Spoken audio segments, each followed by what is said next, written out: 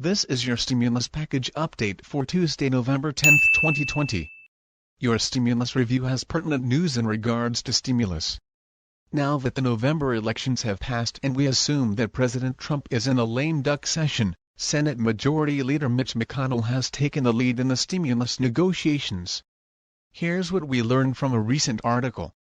Senate Majority Leader Mitch McConnell is expected to take a larger role in coronavirus relief talks while the Trump administration sidelines itself, The Washington Post reported on Sunday.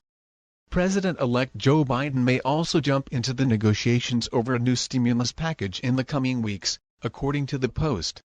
Democratic Senator Christopher Coons of Delaware, a Biden surrogate, told ABC News on Sunday that Biden is going to be able to pull together leaders in Congress to deliver the relief that we need and deserve, and one way that President Trump can show some graciousness in the next 73 days during the transition is to publicly support a significant pandemic relief bill. The political dynamics around coronavirus relief could be shifting in the wake of Biden's election victory against President Donald Trump, who has refused to concede. Biden's transition team is starting talks with congressional Democrats this week over priorities to pursue during the lame duck session, the Post reported. Coronavirus relief talks between House Speaker Nancy Pelosi and Treasury Secretary Stephen Mnuchin crept along for over a month before the election. They failed to reach a deal, struggling to agree on overall spending levels and the contents of an economic rescue package. Pelosi and McConnell both recently expressed interest in passing a relief bill before the end of the year, but they are far apart in their priorities. Democrats have pressed for a plan with a price tag of just over $2 trillion, while Republicans have opposed spending a large sum. McConnell cited the jobs report on Friday that said the economy gained 638,000 jobs in October as a reason to support a slimmer relief plan instead of the more ambitious bill Democrats want.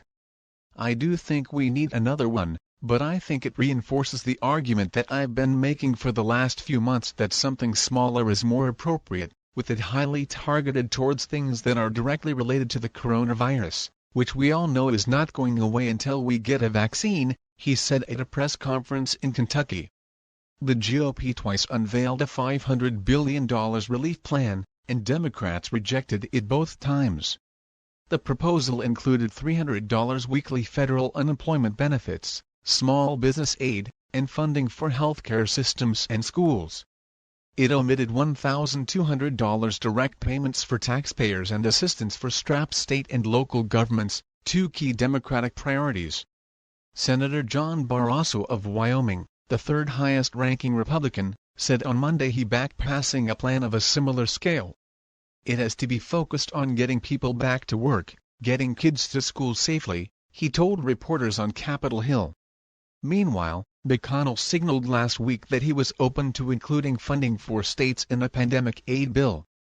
Many economists have said additional stimulus spending is needed to prop up a slowing economic recovery. The latest jobs report marked the fourth straight month of slowing jobs gains, and nearly 22 million Americans are still claiming some form of unemployment benefits as the jobless rate stays elevated at 6.9%. Those benefits are set to expire for millions of people at the end of the year without an extension from Congress.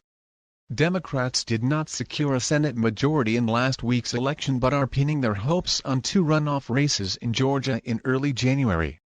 Democrats must win both to reach a 50-50 tie with Republicans, leaving Vice President-elect Kamala Harris to cast tie-breaking votes.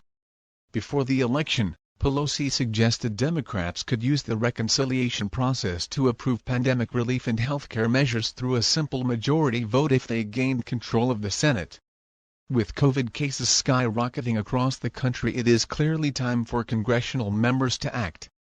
Nancy Pelosi and Mitch McConnell need to find some common ground so that the U.S. economy can be stabilized through stimulus. Partisan bickering and gridlock will slow the bounce back of our economy.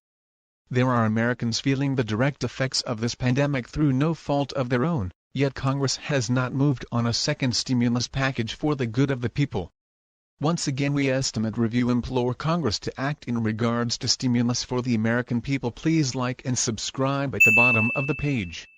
Thank you for your time and attention.